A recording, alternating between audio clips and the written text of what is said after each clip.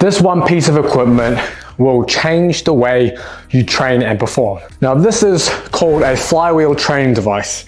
This one's by Exafly. There's many other brands too. I can go into some of the specifics of what makes an Exafly different to others, but I'll do that in a bit. But firstly, around flywheel training, I've touched on this a few times within the podcast, within other podcasts I've been guests on.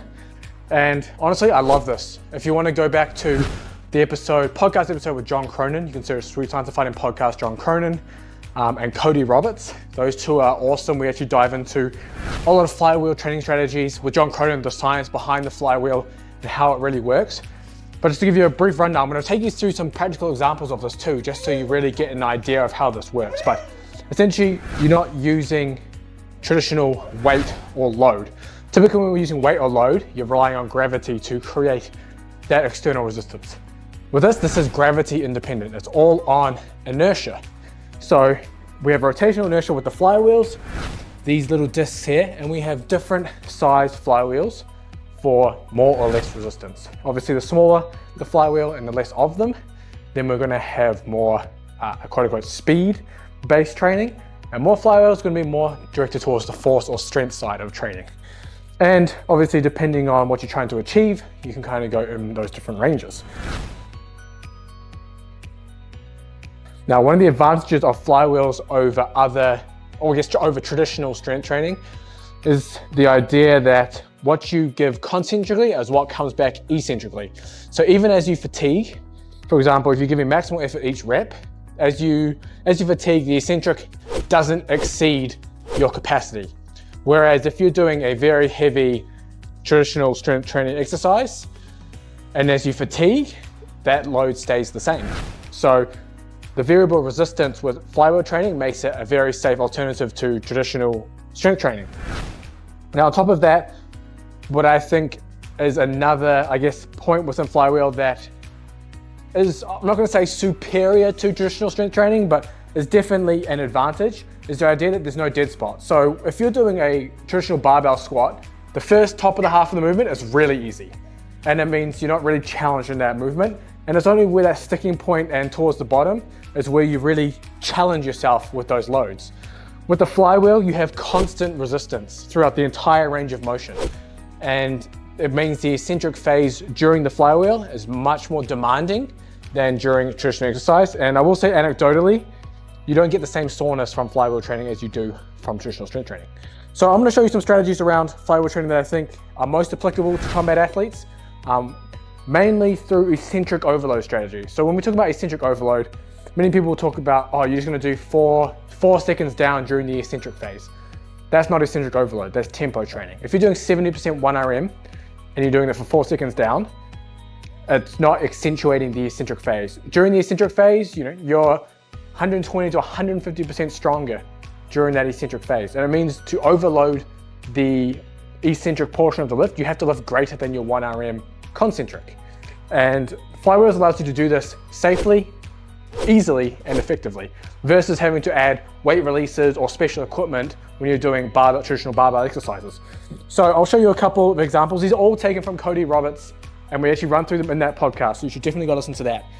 Hopefully, my knees aren't going to explode today doing this, so I'll do just a normal set here, just to give you an idea of what it kind of looks like. So I'm gonna spin this up, and I'm just gonna do some basic squats with the flywheel.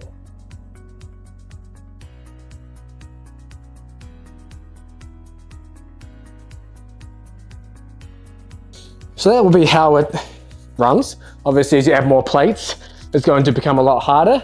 And the faster you move, the harder it gets. So typically, you want to make every rep maximal with this. That's kind of the idea where I think flywheel training can potentially be done, not wrong, but less effective.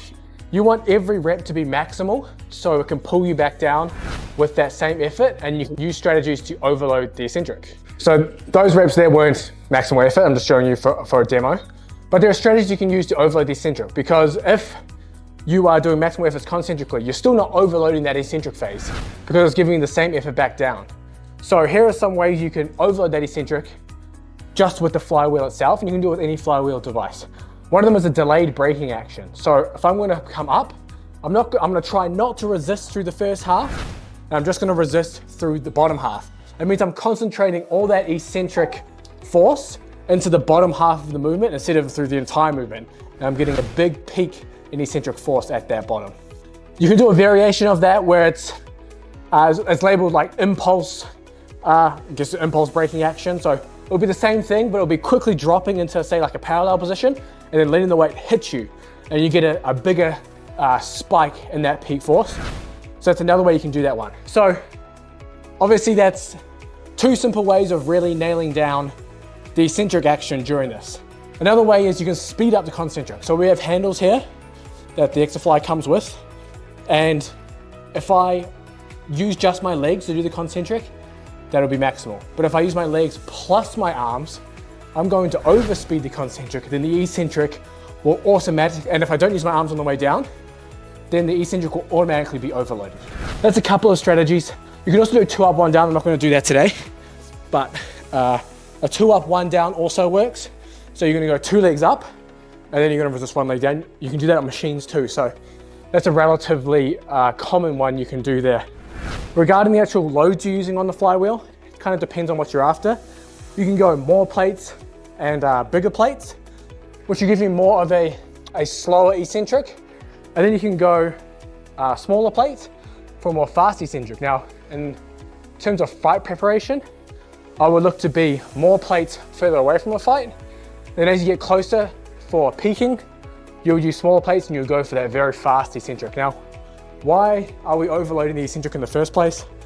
You can get some pretty wicked adaptations around speed and power. Typically, you're looking at increased lower limb stiffness. And when I'm talking stiffness, I'm not talking about flexibility. I'm talking about that ability to rapidly turn that eccentric elastic energy that you generate into a concentric. And a really crude, easy example to demonstrate that is jumping rope, right? Being able to get on and off the ground quickly when you're jumping rope, that is a form of lower limb stiffness, but just a very low intensity version of it. In terms of other sports that show really good leg stiffness are sprinters. They hit the ground at very high speeds and they don't deform, their hips don't drop, and they're able to maintain that stiff leg to be able to propel themselves forward.